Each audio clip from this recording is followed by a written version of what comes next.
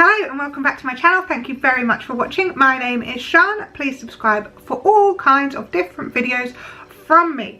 Today we have the controversial parenting tag. This has been doing the rounds and I thought I'd join in. Why not chuck in my opinion too?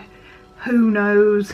So I haven't actually read what I meant to be being controversial about. So it's a tag which is on Baby Centre. I'll link down below a link to the questions because I really struggled to find these questions.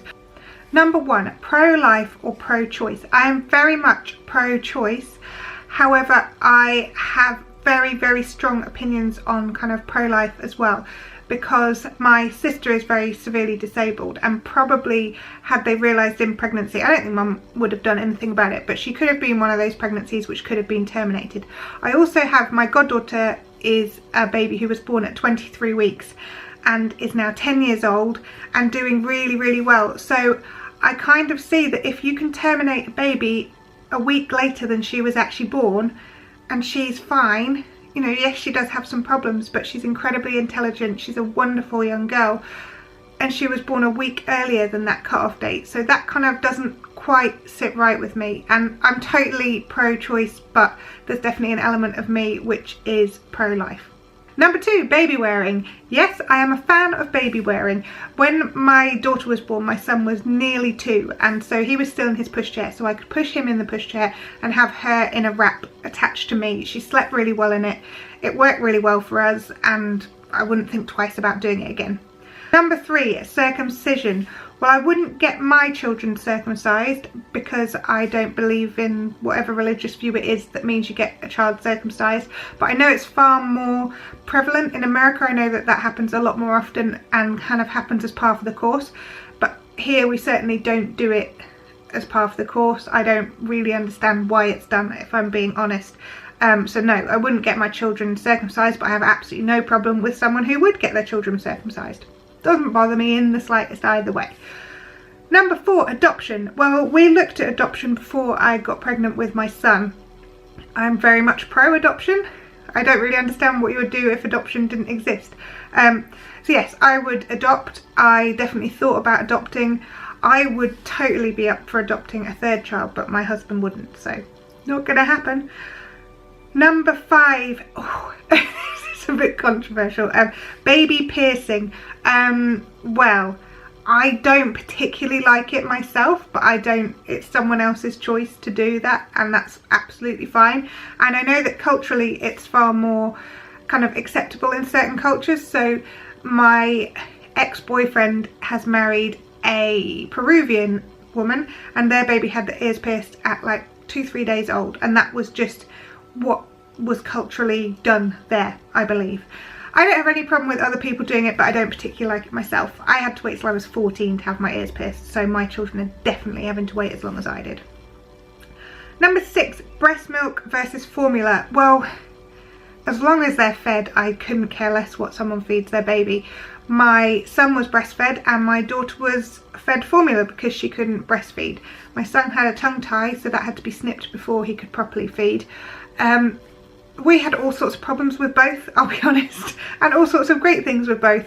But it's a stupid debate. I couldn't care less if someone chooses to bottle feed their baby in hospital, and they're probably far happier than the person who beats themselves up because they can't breastfeed, because they feel such pressure that they have to breastfeed because that's the best thing to do. And I think we just have to make the decision which is right for you at that time and be happy with that decision, because the thing that was hardest for me was not being happy with the decisions I had to make. Number 7, cry it out method or another. Well, with my son, we kind of let him cry himself to sleep from about 4 months, and I say it like it literally took him 2 days, and I sat at the end of his cot crying when he cried. So I never let him cry in a room away from me. Again, it's totally personal preference, personal choice. Whatever you choose to do is your decision.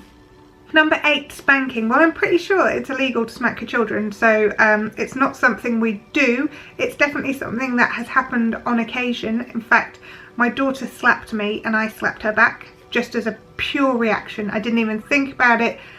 It just happened. So I didn't hit her hard.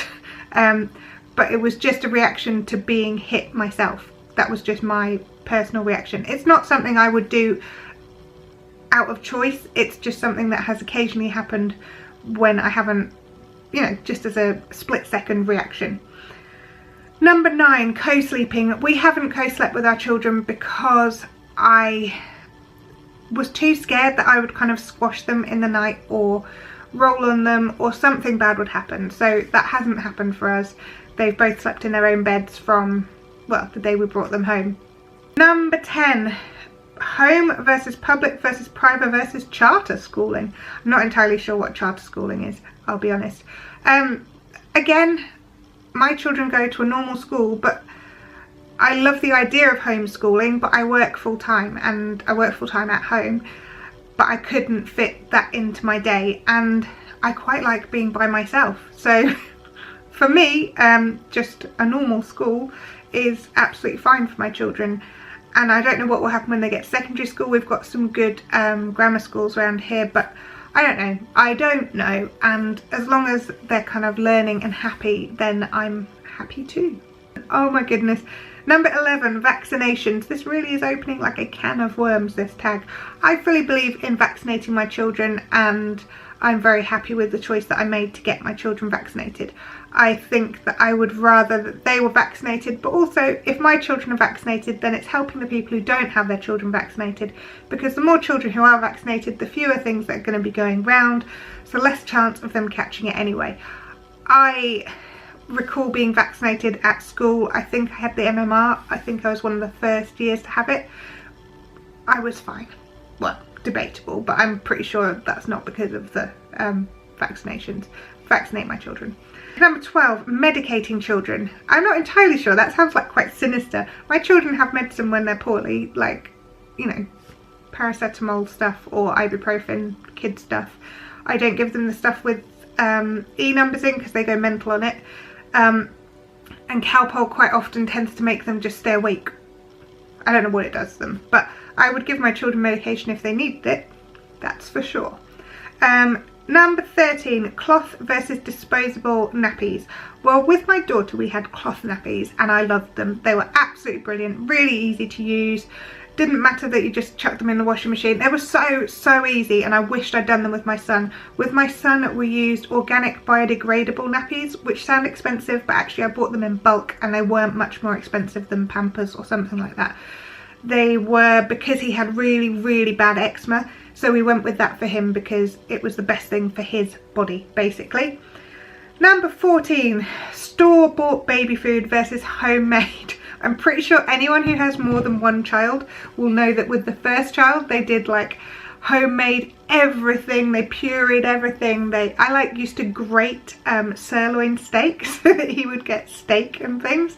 So with the first child, did everything homemade. Second child, everything in a pouch. Didn't have time for making stuff. They're both fine. They're both fine.